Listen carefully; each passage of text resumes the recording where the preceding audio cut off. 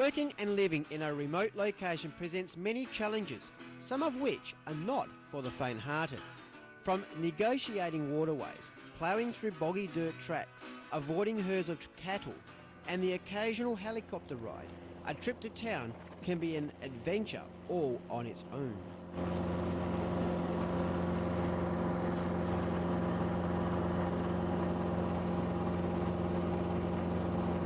This is a journal of one of many adventures I have been part of in my time living in the Kimberley. Kimberley floods, a flying experience.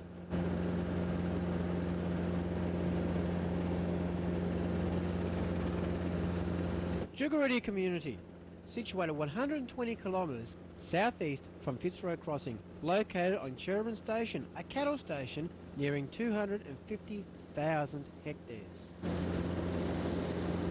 The land during the wet becomes a mass of swamps and waterways, some joining up to make large inland lakes and raging rivers.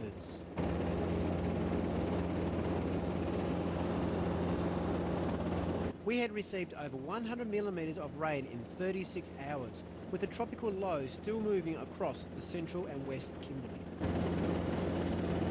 Cherrabun Station itself had been isolated due to flooding, with a nearby dam bursting its levees, flooding across roads and low-lying land.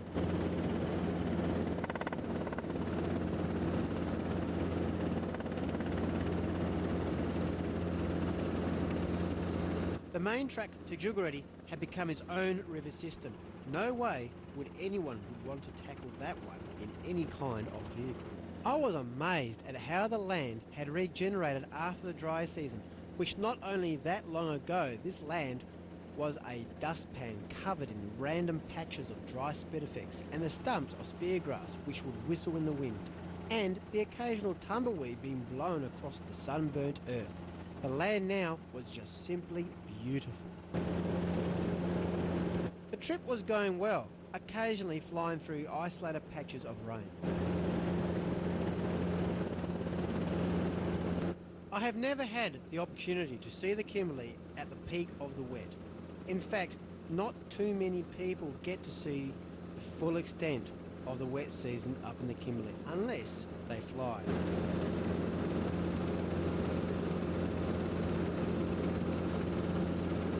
It was important for me to attend a meeting with my colleagues and district office personnel.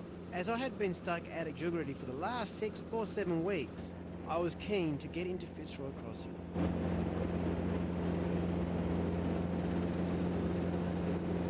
We were travelling in a 2-seater Robertson R22 beta helicopter, often seen throughout the Kimberley on stations for mustering cattle. The Robertson R22 beta helicopter is powered by a 4-cylinder piston engine with an output of 131 horsepower. These helicopters weigh only 421 kilograms and are capable of travelling up to a maximum airspeed of 188 kilometers per hour or 102 knots. Their cruise airspeed is 96 knots or 110 miles per hour, with a range a little over 3 hours.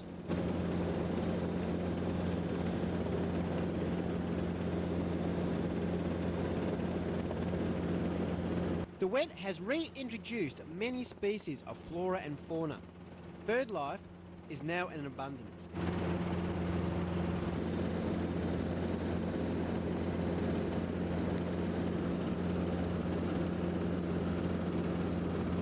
Salty Creek, which is about 25 kilometres northeast from Djugerari, had already broken its banks.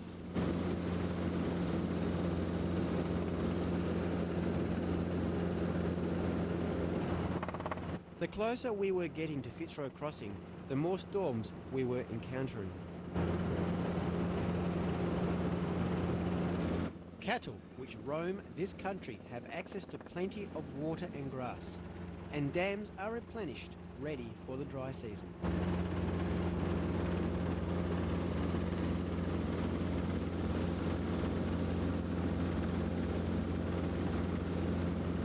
Chris's Creek, the major creek we cross while travelling to and from Djugerari, was also in flood. Assuming we have no more rain, it will take at least 2 to 3 weeks before the water level and the rate of water flow is suitable to cross in a vehicle safely.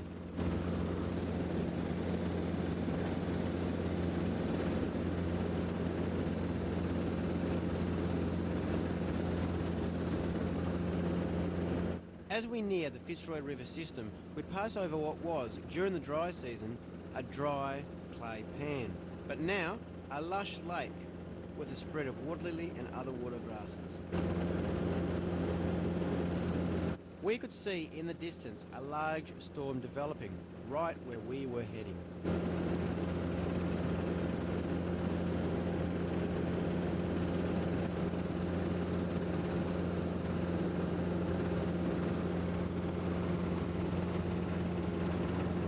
In the distance, I could vaguely make out the hills around Djugerari Station and Djugerari Community. As we pass over the river floodplain, it becomes clear the extent that this river has flooded low-lying land and the vast number of tributaries which feed the fury of the mighty Fitzroy River.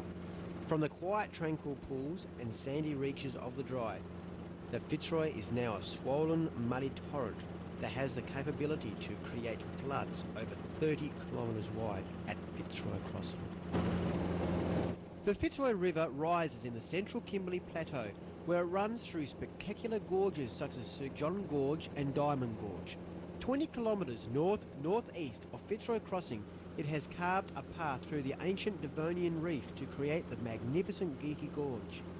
From Fitzroy Crossing to its mouth in King Sound, the river meanders across its extensive floodplain, completing its 650-kilometre journey to sea. It was inevitable. The storm was directly in our path to Fitzroy Crossing, and to maintain time and enough fuel, we had no other option except to keep flying straight on. This looked to be a very big storm. It was at this point of entering the storm I wondered whether this was going to be a good idea. The engine was labouring under power as the helicopter attempted to fly directly into the wind and turbulence of the storm.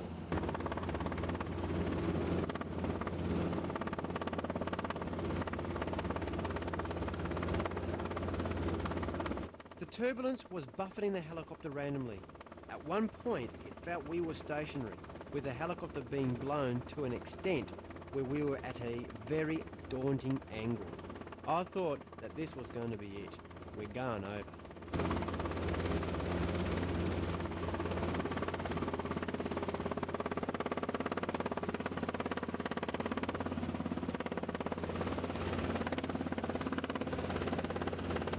Steve the pilot made several attempts to pass through the storm. We were flying very low and being severely knocked around by the wind. The rain was falling so heavily we were unable to see out of the front window.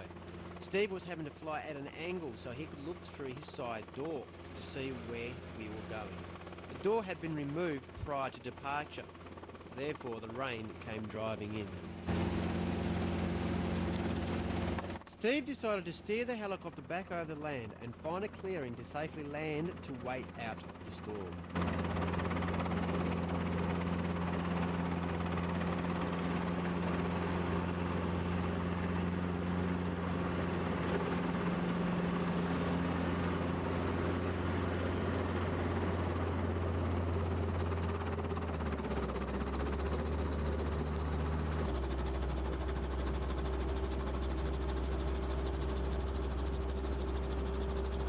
Here we waited for about 10 to 20 minutes for the weather to clear.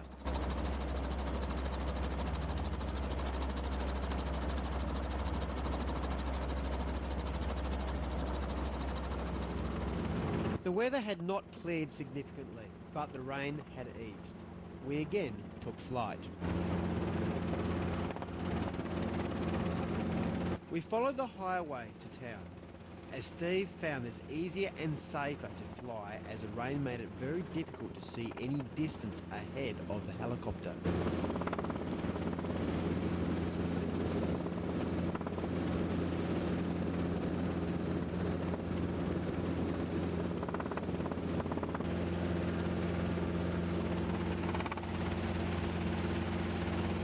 Here we pass over the Fitzroy River Lodge.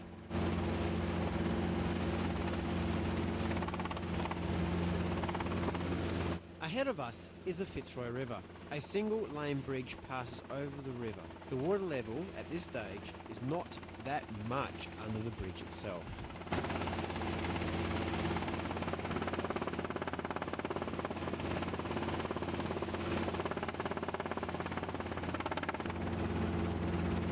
Crooking Channel cuts through the centre of the Fitzroy Crossing town site, often preventing locals from getting to the school, outlying communities and the Fitzroy Inn, which is the local pub.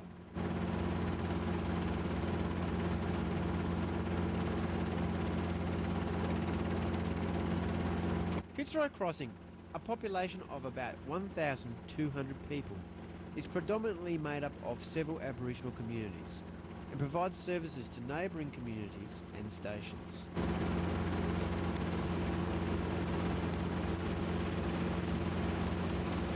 Well, here we are, safe and sound. We finally arrived in Fitzroy Crossing, a little later than anticipated. I must give full credit to Steve for his calm and experienced nature during the entire flight.